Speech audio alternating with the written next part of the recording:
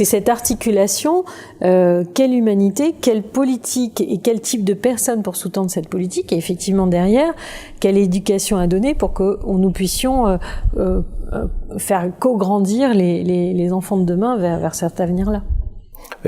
Tu as raison de dire, c'est un chemin, mais c'est un chemin qui est tout à fait passionnant. C'est-à-dire que je dirais même que le métier d'être humain, hein, j'aime bien l'expression qu'utilise aussi Alexandre Jolien, le métier d'homme, le métier d'être humain, sa caractéristique, c'est d'être en chemin. C'est un ministère d'incarnation.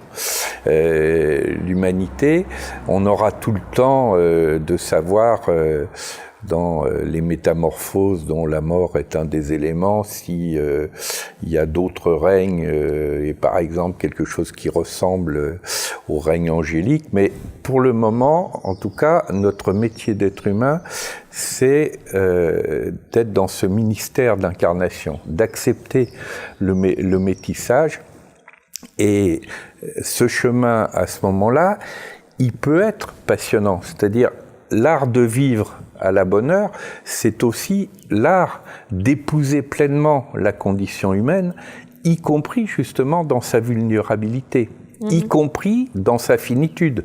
Autre débat majeur avec les courants de la post-humanité, parce que... Qui refusent ça. Voilà, et loin que la mort soit à ce moment-là le contraire de la vie, elle peut être, comme le disent d'ailleurs maintenant les biologistes contemporains comme Jean-Claude Ameisen, la sculpture du vivant. Et elle renoue à ce moment-là avec les traditions de sagesse.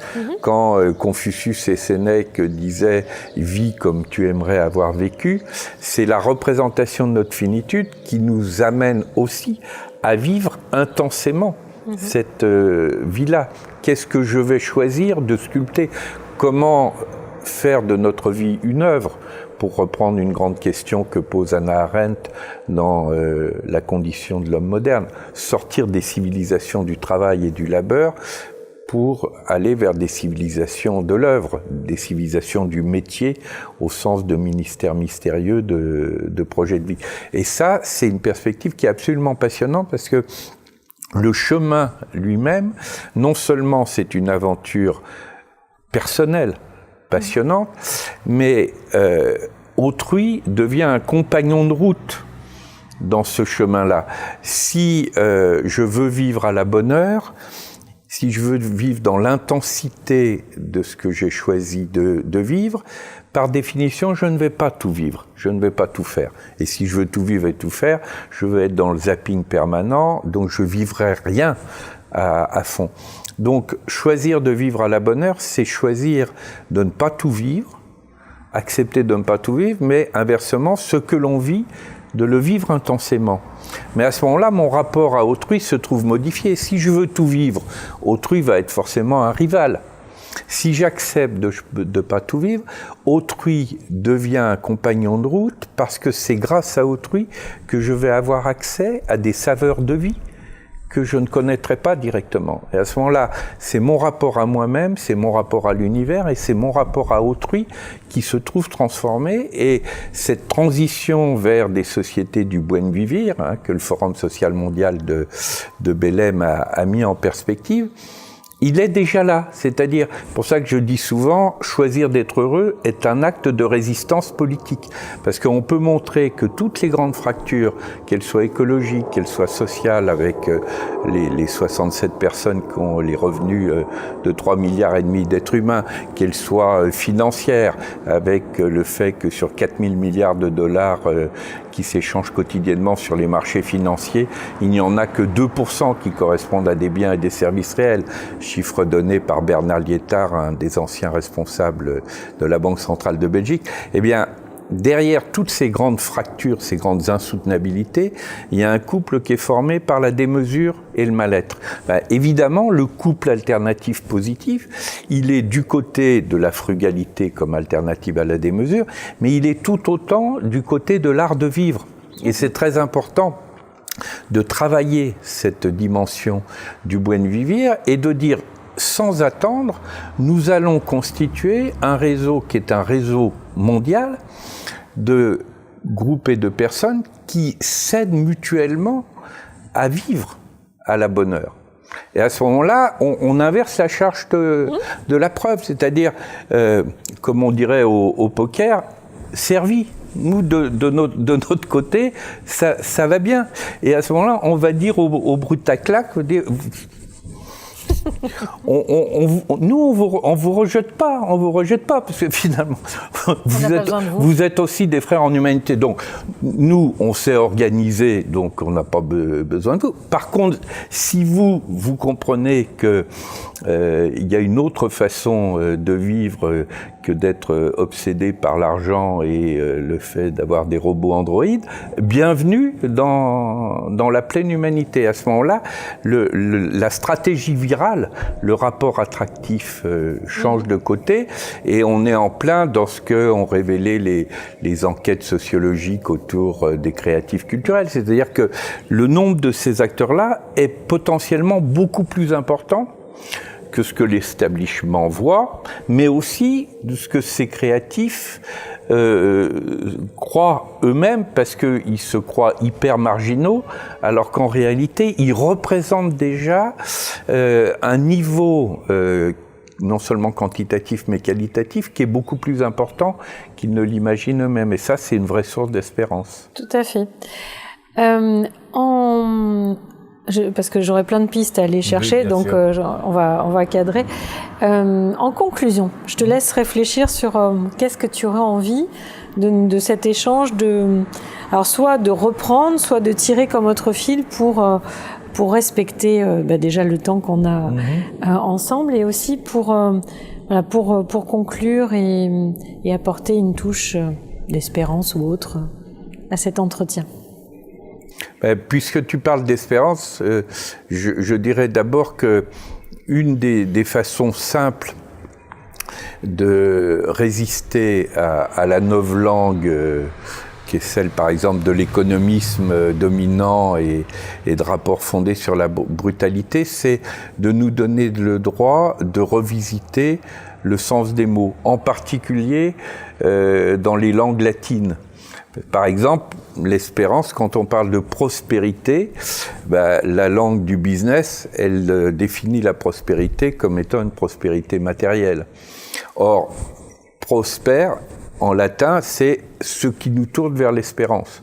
Donc, qu'est-ce qui nous tourne vers l'espérance ? Quelle est la nature de la prospérité d'une pleine humanité ? C'est celle, justement, qui va choisir des activités bénéfiques, au sens de source de bienfaits, et non pas de solde monétaire, des activités bénéfiques qui sont co-créatrices de valeurs comme force de vie, donc aussi du côté de l'éros, puisque valeur et éros, c'est la même chose, des activités bénévoles, parce que le bénévolat, c'est l'orientation de la volonté. Donc le contraire du bénévolat, ça n'est pas le salariat ou la non-rémunération. Le contraire du bénévolat, c'est ce qu'on peut appeler le malévolat. Par exemple, il y a un secteur mondial du malévolat avec l'économie du crime, l'économie mafieuse, l'économie des stupéfiants, etc. Puis entre les deux, il y a un secteur qui ne dit rien de la nature de sa volonté, mais simplement est-ce qu'il rapporte ou est-ce qu'il perd de l'argent.